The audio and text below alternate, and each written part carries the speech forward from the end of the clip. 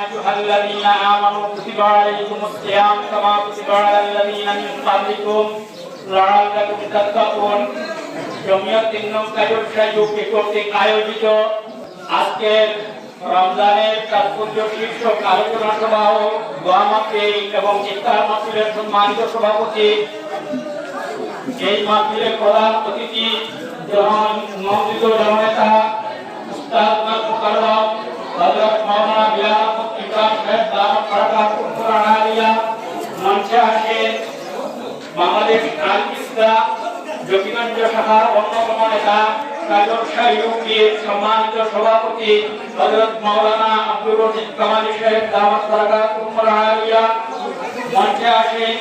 ইসলামী আন্দোলন বাংলাদেশ সিলেট জকিগঞ্জ শাখার অন্যতম নেতা হাবিব ইউসুফ আলী মঞ্চে আসেন যুব জমিয়ত সিলেট জেলার উদ্দিনের সম্মানিত